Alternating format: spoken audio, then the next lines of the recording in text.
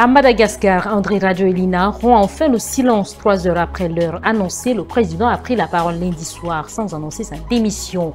Malgré la pression de la rue du mouvement Gen Z, exfiltré vers un lieu tenu secret, il appelle au respect de la Constitution et s'est dit ouvert au dialogue pour sortir de la crise.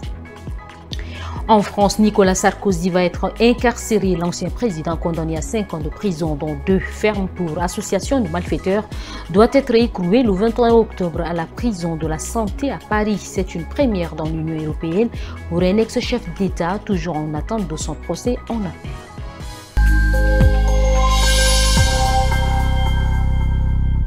Mardi 14 octobre 2025, mesdames et messieurs, bonsoir et bienvenue au Journal International. Le président malgache Andry Rajoelina a pris la parole lundi 13 octobre dans la soirée. Dans une vidéo diffusée sur les réseaux sociaux, le chef d'État, très contesté par sa population et une partie de l'armée, estime qu'il n'y a qu'une seule issue pour résoudre cette crise profonde à Madagascar, à savoir respecter la Constitution. Andry Rajoelina n'a donné aucune information quant à l'endroit où il se trouve. C'est avec 3 heures de retard sur l'horaire prévu qu'Andry Rajoelina a finalement pris la parole en direct lundi 13 octobre dans la soirée. Son message a été adressé à ses compatriotes via notamment la page Facebook de la présidence.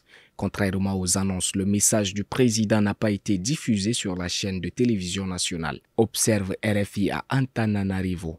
Le président de Madagascar n'a pas annoncé sa démission. Il n'y a qu'une seule issue pour résoudre ces problèmes, c'est de respecter la constitution en vigueur dans le pays, a affirmé le président malgache en préambule de son allocution de lundi soir, rejetant de fait les appels à la démission venant du mouvement de contestation de la Gen Z.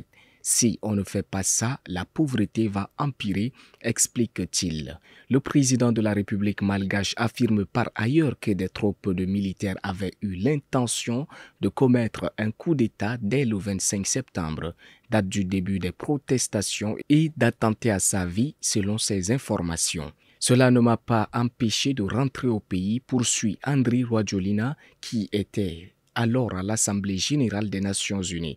Le chef de l'État s'est dit également dans un lieu sûr après une alerte reçue indiquant que des gens cherchaient à le tuer. Au palais d'État d'Ivaloa, il est resté muet par contre sur l'endroit où il se trouve. Selon les informations de RFI, Andry Rajoelina a été exfiltré par un avion militaire français dimanche 12 octobre grâce à l'accord de son homologue Emmanuel Macron. Le président malgache a pu gagner l'île de la Réunion avant de s'envoler pour une destination qui est donc toujours inconnue à l'heure actuelle en compagnie de sa famille. Il s'est dit une nouvelle fois ouvert au dialogue pour sortir de cette situation. Elliot, membre de Gen Z Madagascar, critique cette prise de parole du président car il n'est clairement pas ouvert au dialogue. Il n'est même pas sûr qu'il se déplace pour les consultations nationales, échanger avec les parties prenantes. Rester dans le cadre légal, c'est aussi la position défendue par Markera Volomanana, ancien président malgache, renversé par la force par Andry Rajoelina en 2009. Joint par RFI, il plaide cependant pour un départ de l'actuel chef de l'État, car selon lui, il y a une vacance de pouvoir actuellement. Au Burkina Faso, plusieurs responsables de rédaction ont été interpellés lundi 13 octobre par des hommes se présentant comme des membres de l'Agence nationale du renseignement. Ils ont été conduits vers des destinations inconnues. Au moins 3 magistrats de la Cour d'instruction à la Cour d'appel de Ouagadougou ont également été amenés ces derniers jours. C'est la première fois que des magistrats sont enlevés au Burkina. Au sein de la magistrature, plusieurs sources confirment l'enlèvement de 3 magistrats en fin de semaine dernière. Parmi eux, Urbain Meda, qui avait assuré la police des débats au cours du procès sur l'assassinat du président Thomas Sankara. Les 2 autres sont Benoît Zunkrana, enlevé dimanche, et Seydou Sanou, porté disparu depuis samedi des sources judiciaires. L'avocat Arnaud Sampébré reste lui aussi introuvable selon ses proches. Plusieurs journalistes ont par ailleurs été interpellés lundi. Le quotidien L'Observateur, Palga, doyen de la presse privée burkinabé, a alerté sur l'interpellation de son directeur de rédaction par des individus se présentant comme des éléments de l'ex-Agence nationale de renseignement.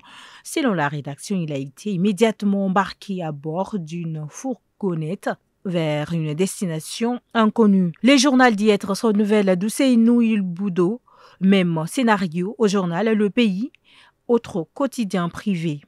Son rédacteur en chef adjoint Michel Nana a reçu la visite d'hommes se présentant comme étant de l'ex-agence nationale de renseignement.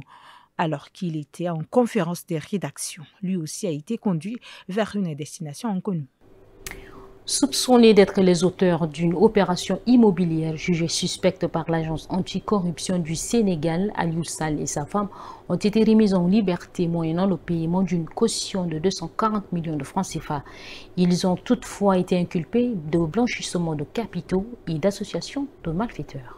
Après 4 jours de garde à vue, Aliou Sall, le frère de l'ancien président sénégalais Macky Sall et ex-maire de la commune de Guédiawaye et son épouse ont été remis en liberté contre le paiement d'une caution de 240 millions de francs CFA ce lundi 13 octobre. Dans le cadre d'une instruction ouverte par le pôle judiciaire financier du Sénégal, l'un et l'autre ont toutefois été inculpés pour blanchiment de capitaux et association de malfaiteurs à la suite d'une opération immobilière jugée suspecte, en l'occurrence l'achat d'un terrain de 1000 mètres carrés voisin de l'ambassade des États-Unis dans le quartier Oupé des Amaldi à Dakar. En cause, l'acquisition de ce dernier par la société immobilière d'Aliou et Aïssata Sall, ce qui n'a pas manqué d'attirer l'attention de l'agence anticorruption sénégalaise. Selon l'avocat du frère de Macky Sall et de son épouse, plusieurs versements et virements bancaires d'un montant total de 240 millions de francs CFA ont éveillé le soupçon de la cellule nationale de traitement des informations financières qui estime que ces transactions pourraient relever du délit de blanchiment de capitaux. Aliou Sall, de son côté, assure que l'achat du terrain en question a été financé par un crédit bancaire. Convoqué ce lundi 13 octobre 2025 par le parquet national financier pour connaître les conditions de son incarcération consécutive à sa condamnation dans l'affaire du financement libyen de sa campagne présidentielle de 2007, Nicolas Sarkozy est désormais fixé. Selon des sources proches du dossier cité par l'agence France Presse, l'ex-président de la République sera incarcéré le 23 octobre à la prison de la Santé à Paris. L'ancien président s'est rendu dans la journée de ce lundi 13 octobre au parquet national financier pour connaître les modalités de son incarcération. Celle-ci interviendra le 21 octobre à la prison parisienne de Santé, a-t-on appris en fin de journée. Le parquet national financier a dit pouvoir ni confirmer ni infirmer cette information.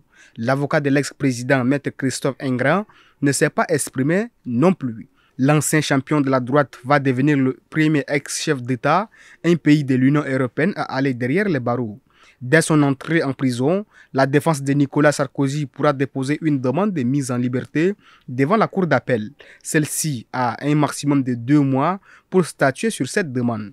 En cas de rejet, Nicolas Sarkozy pourra déposer de nouvelles demandes. La maison d'arrêt de la Santé est une des 2 seules en région parisienne, avec Fleury-Mérogis dans l'Essonne, à disposer un quartier vulnérable où sont détenues les personnalités. Mais l'ex-président pourrait aussi y être placé à l'isolement pour assurer sa sécurité. Président de la République de 2007 à 2012, Nicolas Sarkozy, 70 ans, a fait appel de sa condamnation à 5 ans de prison pour association de malfaiteurs prononcée le 25 septembre.